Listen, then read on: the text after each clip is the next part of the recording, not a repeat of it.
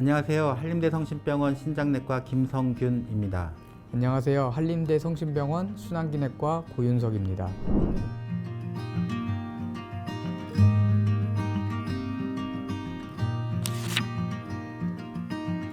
심장하고 신장은 거의 형제 같은 관계죠. 심장이 콩팥한테 피하고 영양분을 잘 공급해줘야 콩팥이 살 수 있고, 또 콩팥이 노폐물 같은 걸 잘 걸러줘야 심장도 건강하게 심장이 살 수 있어서 심장과 콩팥은 서로한테 도와주면서 유기적으로 잘 연결되어 있는 그런 장기라고 보면 되겠습니다. 콩팥 질환이 있는 사람들은 콩팥 질환으로 죽지 않습니다. 대부분의 많은 분들이 심장 질환으로 돌아가시기 때문에 콩팥 질환을 보는 의사는 당연히 심장 질환을 잘 알고 잘 치료하는 게 되게 중요하다고 여기고 있습니다. 대한심장학회에서 통계를 이렇게 내는 걸 보면 심장 기능이 떨어질수록 모든 심장병의 유병률이 되게 높아지는데, 제일 마지막 단계까지 가면 한 10% 정도가 관상동맥 질환을 갖고 있고 뇌혈관 질환을 갖고 있고, 그런 상태 환자들을 보게 되는 거죠. 심장병 환자가 신장병도 많이 생기거든요. 심장에서 신장으로 피를 잘 못 보내주면 또 콩팥 기능이 상하기 때문에, 반대로 신장에서 노폐물을 잘 못 걸러주면 아까 말씀하신 대로 전신이 다 안 좋아지지만 그중에 가장 큰 영향을 받는 게 심장이고요. 대부분 심장벽들이 두꺼워져 있어요. 그만큼 심장이 힘들게 일하게 된다는 거고, 노폐물이 안 걸러지면. 그 다음에 콩팥에서 혈압을 조절하는 굉장히 많은 호르몬들이 나오는데, 예를 들어서 레닌이라든가 안지오텐신, 그런 것들 콩팥에서 많이 나오면 혈압을 올리고 심장을 망가뜨리고 다시 또 콩팥이 안 좋아지고 그렇게 되는 거죠. 심장 신장 증후군이라 그래서 거기 사이클에 들어가는 분들은 어느 한 곳에서라도 빨리 고리를 끊어주는 그런 데 주력을 하고 있습니다. 심장하고 콩팥하고 둘 다 병을 악화시키는 인자들 대부분 다 공유하고 있거든요. 그 중에 이제 대표적인 게 고령, 비만, 당뇨, 고혈압 뭐 이런 건데, 우리나라에서도 급격히 다 상승하고 있죠. 그런 위험인자가 상승함에 따라서 만성 콩팥병도 상당히 증가하고 있어서 전 국민의 9% 정도가 만성 콩팥병을 갖고 있는 거죠. 오래 사니까 진행된 만성 콩팥병이 늘어나는 그런 상황입니다. 그래서 그런 진행된 만성 콩팥병이 다시 심장도 문제가 생기기 때문에 심혈관 질환, 뇌혈관 질환, 이런 질환들이 급격하게 늘어나고 있죠. 결국 고령화 사회로 가는 게 문제인데요. 이제 우리나라가 아시다시피 2026년이 되면 초고령화 사회로 완전히 바뀌잖아요. 암을 예를 들면 5년 동안 재발 안 하면 저희가 완치라 그러잖아요. 근데 문제는 이 심장질환하고 신장질환은 졸업이라는 게 없습니다. 나이가 많아진다고 진행 속도가 더뎌지는 게 없습니다. 오히려 나이가 많아지면 진행 속도가 더 빨라지고, 그래서 심장병, 신장병으로 그런 초점을 조금 돌려야 될 시대가 오지 않을까라고 좀 생각이 됩니다. 일단은 당뇨가 유병률이 상당히 높아졌고요. 10% 정도의 유병률을 보이기 시작했고, 당뇨라는 건 기본적으로 우리 몸 안에 당 수치가 높은 거거든요. 우리 몸 전체가 설탕독에 있는 거랑 비슷한 그런 상황이 되니까 모든 단백질 부분들이 흐물흐물해지는 거죠. 그런 상태가 콩팥에 그대로 영향을 미치면서 콩팥에 있는 세포들이 고혈당에 노출되면서 죽어가는데, 콩팥이 가장 중요한 역할이 노폐물 거르는 거잖아요. 노폐물 거르려고 그러면 체가 필요한데, 콩팥에 있는 체를 사구체라고 합니다.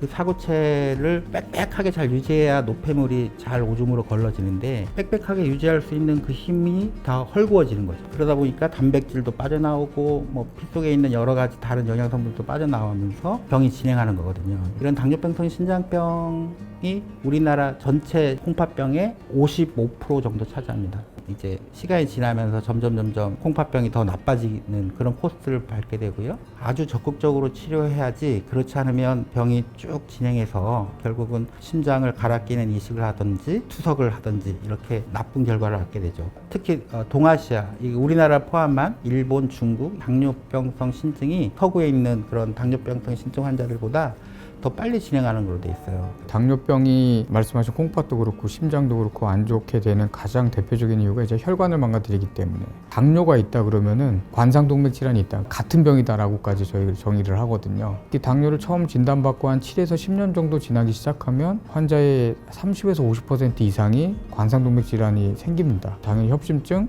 그다음에 제일 안 좋은 거는 심근경색증. 결국 그런 것들이 오다 보면 결국 심부전, 심장이 안 좋아지는 거고. 그래서 당뇨가 있는 분들은 말씀하신 것처럼 초기에 조절하는 게 굉장히 중요하고요.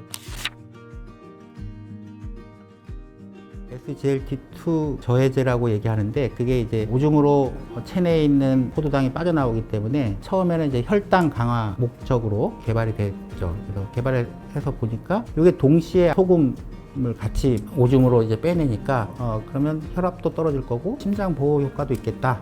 이렇게 해서 써봤더니 신부전의 여러 가지 문제들이 해결되더라. 이런 것들이 이제 증명이 됐죠. 단백률도 30%가량 떨어뜨리더라. 이런 효과가 있고 그러면 콩팥 보호 효과도 있지 않을까라고 해서 최근에 큰 규모의 전 세계 임상 연구가 이루어졌고 그 결과가 이제 콩팥을 보호하는 효과가 있더라. 이 약을 복용하면 더디게 나빠지게 하더라. 이런 효과가 있고 그러면 당뇨병이 없는 사람을 대상으로 해서 큰 임상 연구를 시행했죠. 보니까 SGLT2 저해제를 복용한 사람들이 훨씬 콩팥 보호 효과가 있었다. 이런 것들이 증명이 됐습니다. 기전에 대해서는 여러 가지 말들이 있는데 사구체 내의 압력을 효과적으로 낮춘다. 라고 생각을 하고 있습니다. 근데 한 50년 동안 만성 콩팥병 치료라는 게 바뀐 게 없는데 최근 한 20년 동안 레닌 안지오텐신 시스템을 저해하는 그런 약들만 쓰고 있다가 이제 이 약이 생기면서 콩팥을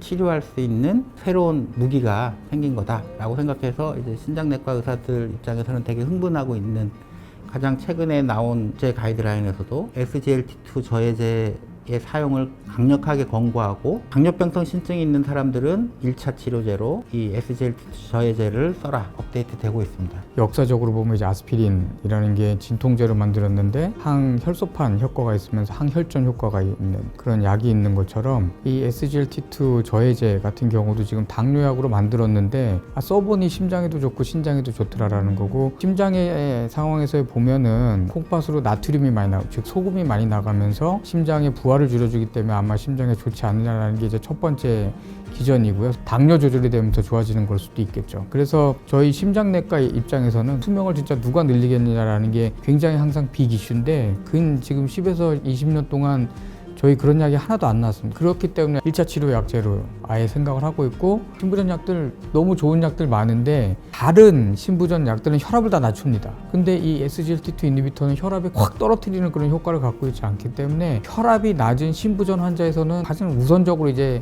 생각을 해야 되는 약제가 아닌가라고 생각이 됩니다. 초기에는 대부분 사구체 여과율은 정상이고 소변에서 단백뇨만 좀 보이는 그런 상황이거든요. 그래서 그런 분들을 써봤더니 단백뇨를 없애기도 하고 단백뇨를 30% 이상 떨어뜨렸다는 데이터가 있기 때문에 신장내과 입장에서는 당뇨가 있든 없든 가능한 한 빨리 써주는 게 좋겠다. 이제까지 많은 약들이 콩팥병을 위해서 써왔지만 단백뇨 단계를 아예 없애거나 효과적으로 감소시킨 약들은 거의 없었다.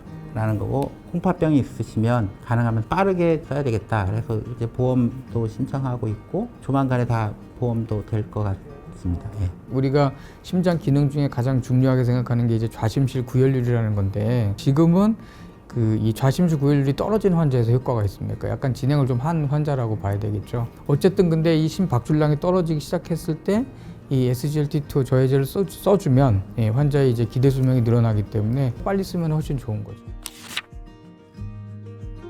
많이 진행되고 나서 이거를 거꾸로 되돌리려면 되게 힘들거든요. 그렇지만 초기에 생겼을 때 잘 관리하게 되면 진행되지 않게 할 수 있기 때문에 초기에 잘 관리하는 게 되게 중요하고 우리나라도 최소한 2년에 한 번씩 전 국민들이 다 소변 검사를 하게 돼 있거든요. 조금이라도 문제가 있다 그러면 가까운 신장내과 선생님을 만나서 우리 콩팥이 안전한지 꼭 확인해 주십사 하는 거고요. 딱 한 가지만 해라 그러면 시기는 저염시기를 해라, 운동은 일주일에 3번 이상 꾸준히 해라. 2가지 정도가 제일 중요할 것 같고 약들은 이제 요 SGLT2 저해제를 포함해서 더 좋은 약들이 나오기를 좀 기대하고 있습니다.